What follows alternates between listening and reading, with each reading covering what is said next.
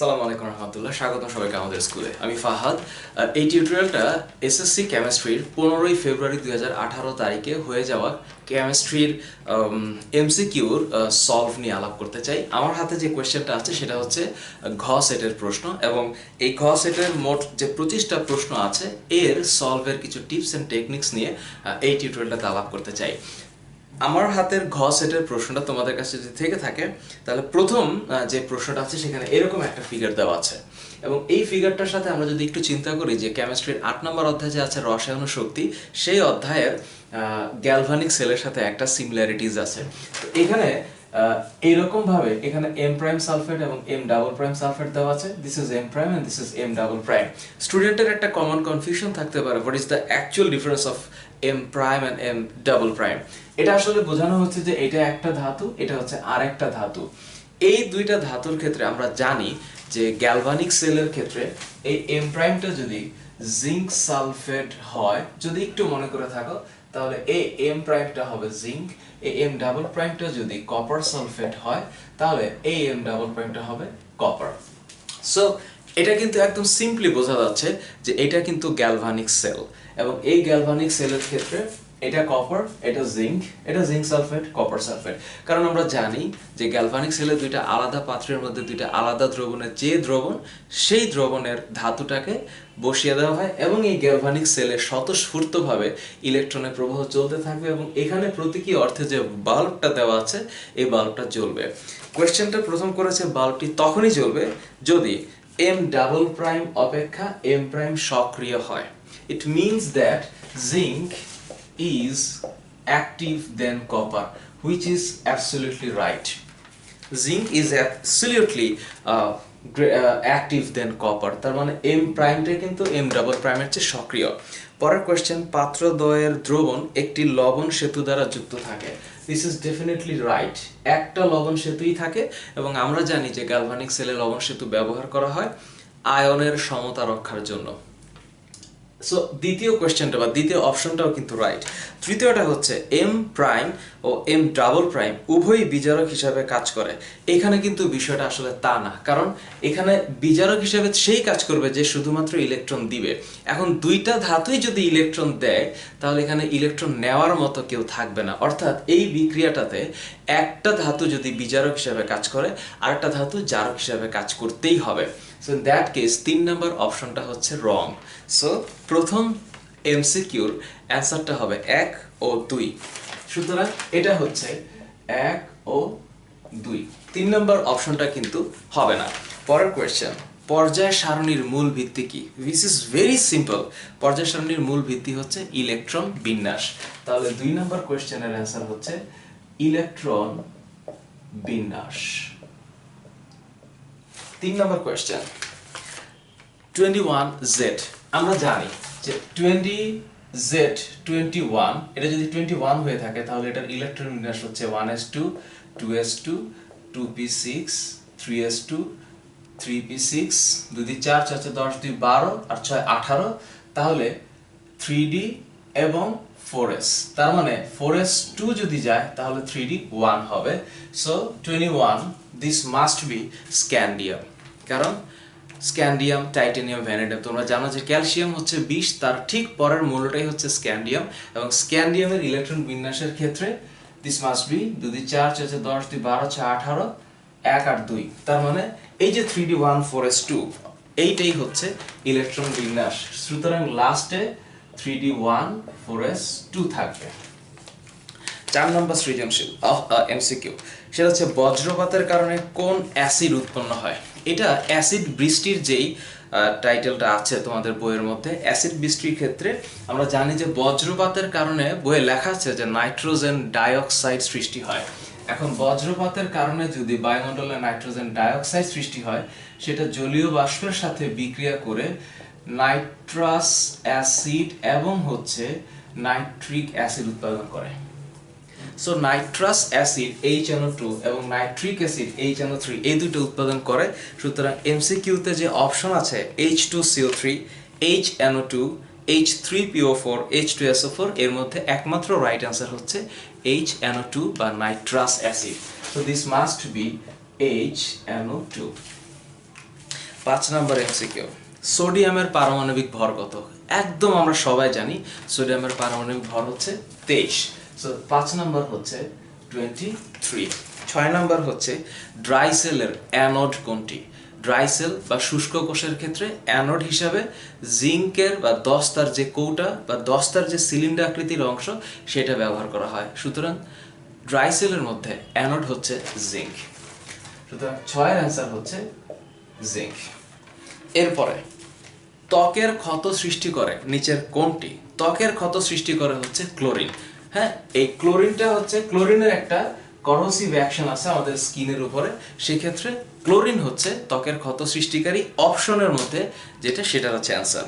এরপরের কোয়েশ্চেন 8 নম্বর, যে অপেক্ষাকৃত ধাতব ধর্ম বেশি কোনটার? আমরা জানি যে এখানে যে ইসেগুলো দেওয়া আছে, ধাতুগুলো দেওয়া আছে, তার মধ্যে সিরিয়াল যদি আমি করি গ্রুপ 1 এর মধ্যে, গ্রুপ 1 এর মধ্যে হচ্ছে হা, লি, না, কে, রুবি, ছেচে, ফেলেছে। আর সোডিয়ামের ঠিক পরে হচ্ছে ম্যাগনেসিয়াম। এই যে ধাতুগুলা, এই ধাতুগুলো দেওয়া আছে। এখন আমরা জানি যে উপর থেকে নিচে যেতে থাকলে ধাতব ধর্ম বাড়তে থাকে।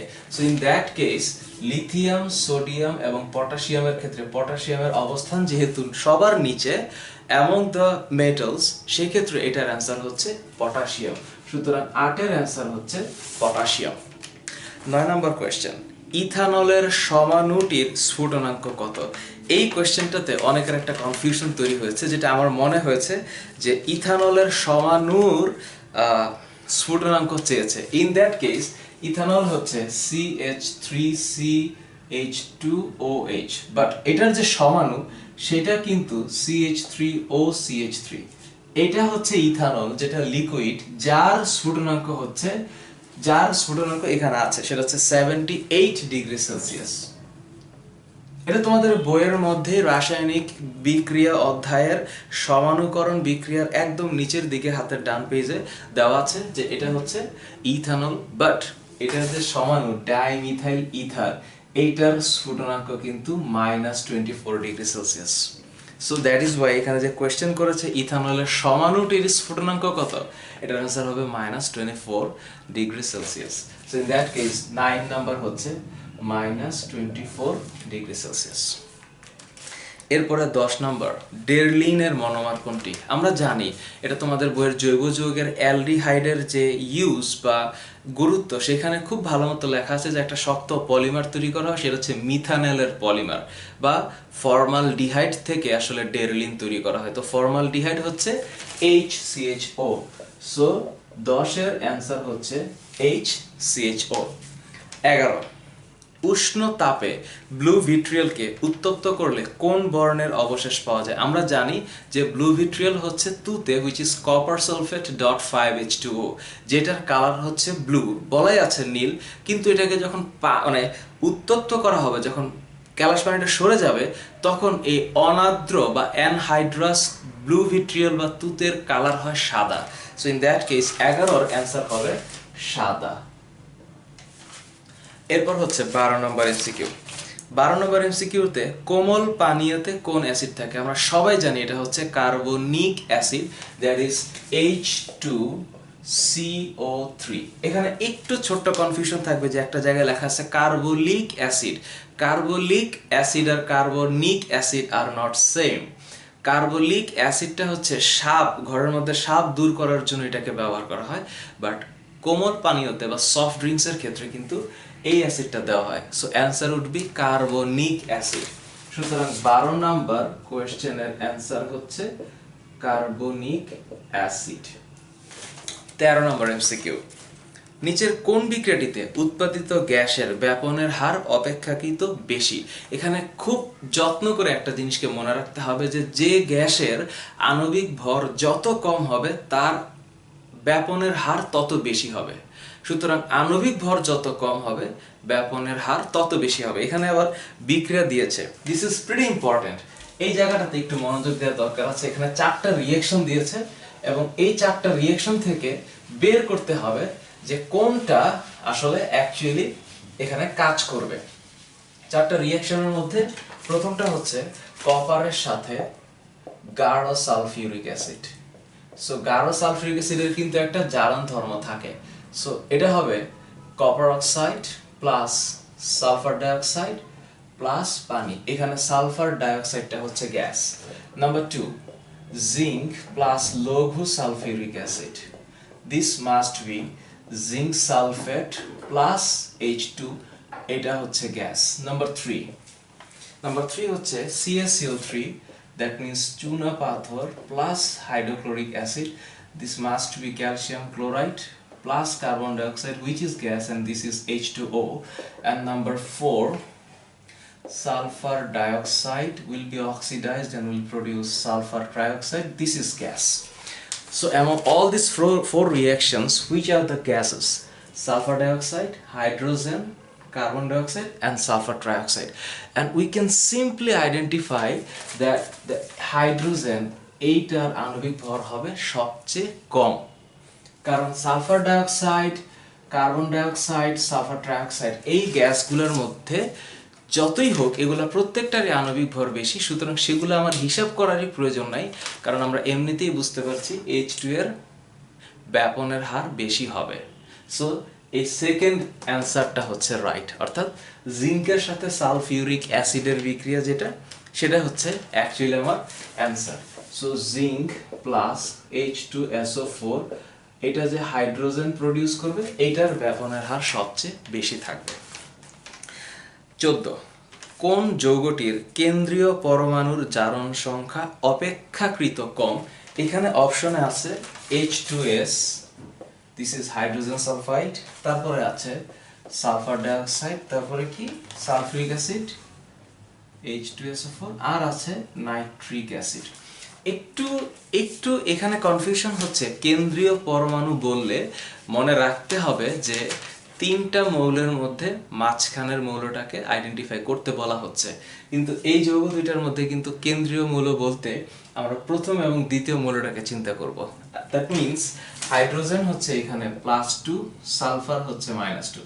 ইন দিস কেস সালফার হচ্ছে +2, +4, অক্সিজেন হচ্ছে -4। এখানে হচ্ছে +2, কেন্দ্রীয় পরমাণুর হিসাব করলে এটা হবে +6, কেন্দ্রীয় পরমাণু হিসাব করলে এটা হবে +5।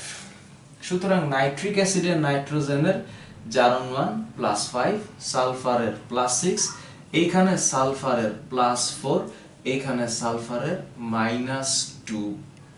সো হিসাব করলে অপেক্ষাকৃত কেন্দ্রীয় পরমাণুর জারণ সংখ্যা কম হচ্ছে হাইড্রোজেন সালফাইডে।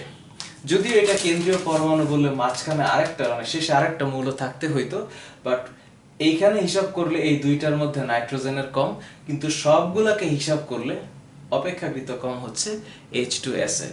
সেই ক্ষেত্রে কম্পারেটিভলি 14 এর অ্যান্সার হচ্ছে H2S বা হাইড্রোজেন সালফাইড।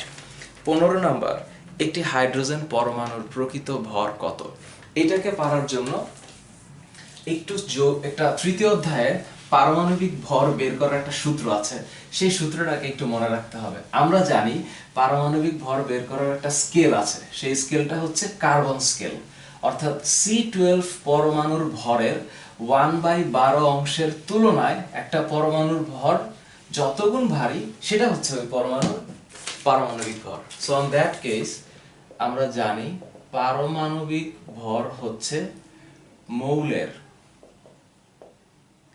একটি পরমাণুর ভর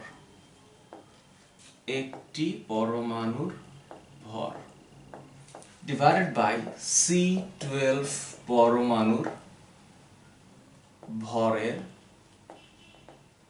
1/12 অংশ। এবং আমরা এটা জানি যে C12 পরমাণুর ভরের 1/12 অংশ, এটার যে ভর এটা হচ্ছে 1.67 × 10⁻⁻24 গ্রাম। এখন 1.67 × 10⁻⁻24 gram, this is called the atomic mass unit or AMU। সুতরাং এই একটা পরমাণুর ভর আমাকে চেয়েছে, এবং আমরা জানি হাইড্রোজেনের পারমাণবিক ভর হচ্ছে 1। সো আমি যদি 1 দিয়ে এটাকে গুণ করি, this would be the same. So আমাকে x এর মান চেয়েছে, অর্থাৎ একটা পরমাণুর ভর কত চেয়েছে, তো সেই ক্ষেত্রে এইটাই হবে answer. So this should be 1.67 into 10 to the power minus 24 গ্রাম। 15 16 পানির পিএইচ মান কত হলে বা কত এর কম হলে সেটি জীবের জন্য প্রাণনাশক। এটা বইয়ে স্পষ্ট লেখা আছে, এটার অ্যান্সার হবে 4.5। So this would be 4.5। 17 ammonia অণুতে মুক্ত জোড় ইলেকট্রন সংখ্যা কতটি? This is another what I can say, এত বেশি পরিমাণে কনফিউশন থাকে একটা স্টুডেন্টের ক্ষেত্রে। আমি পার্সোনালি যতটুকু দেখেছি সেখান থেকে, যে মুক্ত জোড় বললে তারা কি একটা ইলেকট্রনকে বোঝাবে না এক জোড়া ইলেকট্রনকে বোঝাবে? একটু খেয়াল করে আমাদেরকে অ্যামোনিয়ার কথা বলেছে। সো অ্যামোনিয়ার ক্ষেত্রে ফার্স্ট শেলটার মধ্যে হচ্ছে দুইটা নিউক্লিয়ার ইলেকট্রন, সেকেন্ড শেলটার মধ্যে হচ্ছে দুইটা, এখানে একটা, এখানে একটা, এখানে একটা। তাহলে এইখানে রীতিমতো তিনটা বন্ধন জোড় ইলেকট্রন থাকবে যেগুলো হাইড্রোজেনকে দিয়ে ফিল আপ হবে। বাট এই যে এক জোড়া মুক্ত জোড় ইলেকট্রন আছে, এখানে স্টুডেন্টের একটা চিন্তার বিষয় হচ্ছে মুক্ত জোড় যেহেতু বলেছে, সেটা কি একটা হবে না দুইটা হবে? আমরা এখানে সিম্পলি দেখতে পাচ্ছি যে যে ইলেকট্রনগুলো বন্ধন গঠনে অংশগ্রহণ করে না তারা হচ্ছে মানে লোন পেয়ার ইলেকট্রন বা মুক্ত জোড় ইলেকট্রন। এখন এইখানে মুক্ত জোড় ইলেকট্রন হচ্ছে দুইটা, সুতরাং আমার হিসাব মতে বা আমার চিন্তা অনুসারে মুক্ত জোড় ইলেকট্রন এই কোয়েশ্চেনে বা অ্যামোনিয়াতে হচ্ছে দুইটি। কারণ মুক্ত জোড় এটার নামকরণ, এই মুক্ত জোড় শব্দটা হচ্ছে এক জোড়াকে বোঝাচ্ছে না, মুক্ত জোড় ইলেকট্রন বলতে বোঝাচ্ছে যে যেই ইলেকট্রনগুলো বিক্রিয়ায় অংশগ্রহণ করে না বা শেয়ার করে না। So this should be the answer, দুইটি। এরপরে একটা খুবই ভালো প্রশ্ন, 18 নম্বর প্রশ্নে। এখানে আবার একটু ষষ্ঠ অধ্যায়ে মানে মোলের ক্ষেত্রে একটু যাইতে হবে। সো মোলের অঙ্কগুলোর ক্ষেত্রে তোমরা যারা মোলের অঙ্কগুলো করেছো বা আমার টিউটোরিয়ালগুলো দেখেছো, সেখানে বলেছিলাম যে কেমিস্ট্রির একটা গুরুত্বপূর্ণ এই ম্যাথমেটিক্যাল ইস্যুগুলো হচ্ছে এটা। এখানে যে অপশনটা দেওয়া আছে, এখানে একটা পাত্র এবং এখানে একটা পাত্র। এই পাত্রটাতে বলা হয়েছে যে এটা হচ্ছে 20 ml এবং এটা হচ্ছে 0.1 মোলার এবং এটা হচ্ছে HCl এবং এটা হচ্ছে 10 ml এবং এটা হচ্ছে 0.15 মোলার এবং এটা হচ্ছে সোডিয়াম হাইড্রোক্সাইড। এবং আমরা যেটা করব সেটা হচ্ছে সাথে সাথে HCl এর আণবিক ভর বের করে ফেলবো। So this is 1 plus 35.5, this must be 36.5 and this is sodium হচ্ছে 40, this is 60 and this is 1 right? না sodium হচ্ছে 23, that is 24, that must be 40 summative. So এই হচ্ছে ডেটা যেটা দেওয়া আছে এবং ওরা প্রশ্ন করেছে দ্রবণে কতটি সোডিয়াম হাইড্রোক্সাইড অণু দ্রবীভূত আছে। দ্যাট মিন্স আমাকে বের করতে হবে যে সোডিয়াম হাইড্রোক্সাইড এখানে কতটুকু পরিমাণে আছে। সুতরাং আমরা জানি সূত্র হচ্ছে S equals to G into 1000 divided by mv. So in that case I need to find out G, so this must be SMV by 1000. তাহলে এটা আমাকে বলেছে সোডিয়াম হাইড্রোক্সাইডের কথা। সুতরাং সোডিয়াম হাইড্রোক্সাইডে S এর মান হচ্ছে 0.15, M হচ্ছে আণবিক ভর 40 and V হচ্ছে 10 ml. So this must be 1000. Let's find out the calculation. 0.15 into 40 into 10 divided by 1000. This must be 0.06. ওকে, এত গ্রাম সোডিয়াম হাইড্রোক্সাইড দ্রবীভূত আছে এই সলিউশনটার মধ্যে। এখন আমরা জানি 40 গ্রাম সোডিয়াম হাইড্রোক্সাইডে অণু আছে 6.02 10 to the power 23. That means 1 gram sodium হাইড্রোক্সাইডে আছে 10 to the power 23 divided by 40. So this must be 0.06 gram. So 6.02 10 to the power 23 into 0.06 by 40. Let's see, into 6.02 10 to the power 23 divided by 40, that would be 9.03 10 to the power 20. So 9.03 10 to the power 20. This should be the answer.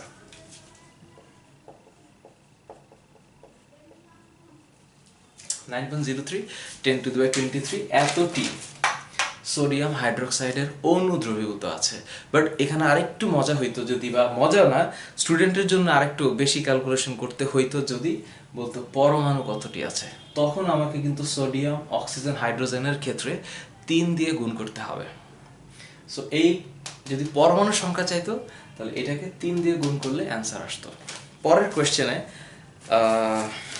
আরেকটা মজার বিষয় বলেছে, সেটা হচ্ছে পাত্রদ্বয়ে লবণকে একত্রে মিশ্রিত করলে এই HCl এর সোডিয়াম হাইড্রোক্সাইড, অর্থাৎ আমি যদি একটা এখন প্রশমন বিক্রিয়া করাই, কারণ আমরা বুঝতেই পারছি যে এটা হচ্ছে 0.06 গ্রাম। আচ্ছা, এই ডেটাটা থাকুক, আমরা বুঝতেই পারছি যে এটা একটা প্রশমন বিক্রিয়া। তো এখন প্রশমন বিক্রিয়ার ক্ষেত্রে যেটা করণীয় সেটা হচ্ছে এটা 40, এটা হচ্ছে 36.5। সুতরাং আমরা একটু লিখে নিই 36.5, এটা হচ্ছে 40, কিন্তু এখানে সোডিয়াম হাইড্রোক্সাইড আছে 0.06 গ্রাম। ওকে, and then what they said about HCl plus sodium hydroxide বিক্রিয়া করলে সোডিয়াম ক্লোরাইড আর পানি হবে। সিম্পলি সোডিয়াম ক্লোরাইড আর পানি হবে। এই পানিটা কিন্তু actually H plus OH minus ion হিসাবে থাকবে, বাট এরা কিন্তু দর্শক আয়ন হিসাবে থাকছে না, কারণ they are actually reacting with each other. সুতরাং প্রথম অপশনটা রাইট না। পরের অপশনটাতে হচ্ছে উৎপন্ন দ্রবণটি ক্ষারীয় প্রকৃতির হবে। এটা লবণ, এটা কখনোই ক্ষার হবে না, এটাও ক্ষার না। পানি, লবণ দুইটাই হচ্ছে নিরপেক্ষ যৌগ। সো ইন দ্যাট কেস দ্বিতীয় যে অপশনটা আছে সেটা রং। তাহলে তৃতীয় অপশনটাই বেঁচে আছে, তাহলে সেটাই হবে রাইট। কিন্তু এটাকে আমরা কিভাবে রাইট চিন্তা করব? তারা বলেছে এই দ্রবণে 0.088 গ্রাম লবণ উৎপন্ন হবে। এটা রাইট কিনা সেটাকে চিন্তা করতে হবে। কিভাবে চিন্তা করব? আমরা জানি যে HCl হচ্ছে 36.5, সোডিয়াম হাইড্রোক্সাইড হচ্ছে 40। এখানে এরা যদি এইভাবে বিক্রিয়া করে তাহলে সোডিয়াম ক্লোরাইড কত উৎপন্ন হওয়ার কথা, এইটা পারার জন্য আগে এই বিক্রিয়াতে লিমিটিং রিয়েজেন্টটাকে খুঁজে বের করতে হবে। আর লিমিটিং রিঅ্যাক্ট্যান্ট বা লিমিটিং বিক্রিয়কটাকে বের করার সিস্টেমটা হচ্ছে, যদি এই আমরা এখানে সোডিয়াম হাইড্রোক্সাইড যে এত গ্রাম আছে এটা আমরা জানি। সো এত গ্রাম যদি থাকে তাহলে এখানে যে 36.5 গ্রাম, এখানে একটু খেয়াল করে দেখো, এখানে সোডিয়াম ক্লোরাইডের যদি আমি আণবিক ভর হিসাব করি, সোডিয়াম হচ্ছে 23 প্লাস ক্লোরিন হচ্ছে 35.5, সো দিস মাস্ট বি 58.5 গ্রাম। এটা হচ্ছে আণবিক ভর, বা যদি আমি এটাকে মোলে প্রকাশ করি।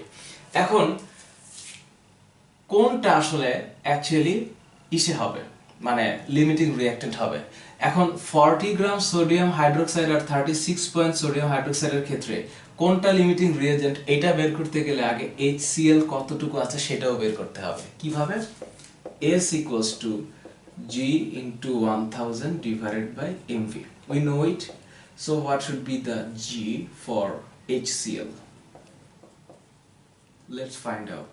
S হচ্ছে 0.1, M হচ্ছে 36.5, V হচ্ছে 20, this must be 1000. Let's find out. 0.1 into 3, 6.5 into 20, 73 divided by 1000. This must be 0.073. 0.073. এখন আমি জানি 36.5 গ্রাম HCl বিক্রিয়া করে 40 গ্রাম সোডিয়াম হাইড্রোক্সাইডের সাথে।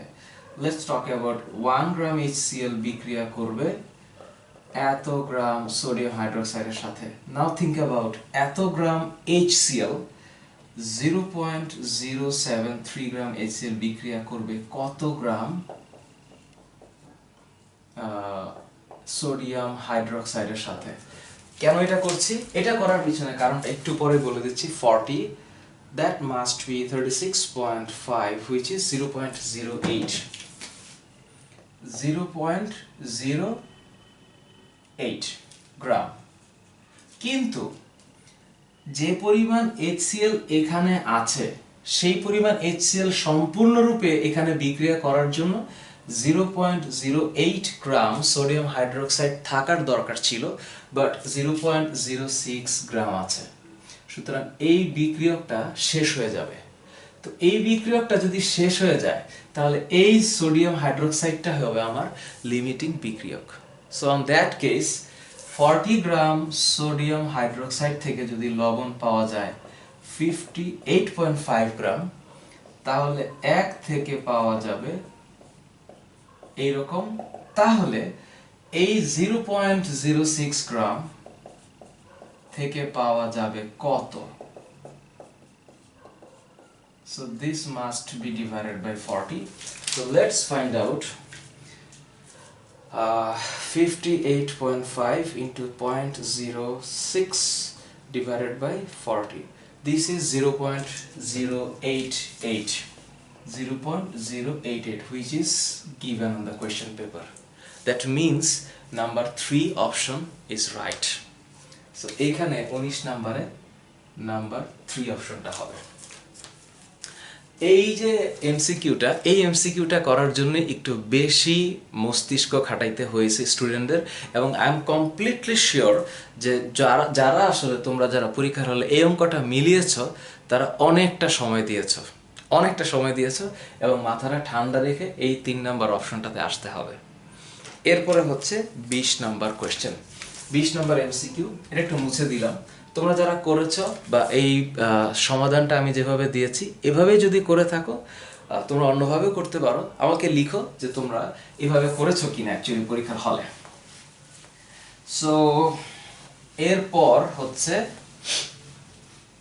20 নম্বর এমসিকিউ। 20 নম্বর এমসিকিউটাতে একটা বিক্রিয়া দেয়া আছে এবং বিক্রিয়া দিয়ে 20 নম্বর এমসিকিউতে হ্যাঁ অদক্ষেপের কালার চেয়েছে। তোমরা যারা ইসের অম্লক্ষারক লবণার অধ্যায়টা পড়েছো, সেখানে যে সকল মৌলের বিভিন্ন আয়নের যে বর্ণ দেওয়া আছে এই বর্ণগুলা কিন্তু তোমরা জানো। এখানে বলেছে যে কোন আয়নের দ্রবণে সোডিয়াম হাইড্রোক্সাইড চালনা করলে। সো আমি যদি সোডিয়াম হাইড্রোক্সাইড চিন্তা করি, এখানে অপশন দিয়েছে জিঙ্ক, অপশন দিয়েছে ক্যালসিয়াম এবং অপশন দিয়েছে অ্যালুমিনিয়াম। আশ্চর্যের ব্যাপার হচ্ছে 3টা কালারই সাদা হবে, কারণ তোমাদের বইয়ের মধ্যে ওই যে একটা ছক দেওয়া আছে, যে ছকের মধ্যে বিভিন্ন আয়নের বর্ণ কেমন হবে সেটা বলা আছে। On that case zinc, calcium, aluminium তিনটাই হচ্ছে সাদা বর্ণের। সো এটার অ্যান্সার হচ্ছে 1 2 3। 20 এর অ্যান্সার হচ্ছে 1 2 3। 21 নম্বর soda ash, this must B sodium carbonate. 22 নম্বর কোনটি আমাদের শরীরে ইলেকট্রোলাইটের চাহিদা পূরণ করে? This is completely sodium chloride. এর পরের কোয়েশ্চেন, দ্বিবন্ধন দেখা যায়, ডাবল বন্ড দেখা যায় অক্সিজেনের অণুতে, অক্সিজেনের সংকেত কি? রাইট, ও ডাবল বন্ড ও। বিউটেনে কখনোই ডাবল বন্ড হয় না, কারণ C4H10, এটা হচ্ছে অ্যালকেন, অ্যালকেনে কোনো ডাবল বন্ড নাই। এরপরে হচ্ছে ডাইক্লোরোমিথেন। সো ডাইক্লোরোমিথেন হচ্ছে এদিকে একটা ক্লোরিন, এদিকে একটা ক্লোরিন, উভয় পাশে hydrogen, there is no double bond. So এটার অ্যান্সার হচ্ছে অক্সিজেন অণুতে। সো 23 হচ্ছে অনলি 1। 24 তাম্রমলের বর্ণ কি? এটা হচ্ছে কিউপ্রিক হাইড্রোক্সাইড এবং কিউপ্রিক কার্বনেটের একটা মিশ্রণ, এটার বর্ণ হচ্ছে সবুজ। এবং এরপরে লাস্ট কোশ্চেন হচ্ছে কোন পদার্থকে তাপ দিলে কঠিন অবস্থা থেকে সরাসরি গ্যাসীয় হয়? আমরা এটা জানি, এটা হচ্ছে ঊর্ধ্বপাতন প্রক্রিয়া এবং এটা হচ্ছে উদ্দায়ী পদার্থ। এখানে আছে অ্যামোনিয়া, উদ্দায়ী না। সালফার ডাইঅক্সাইড না। C6H6 বেনজিন, তাও না, বাট C10H8, C10H8 এইটা হচ্ছে ন্যাপথলিন এইটার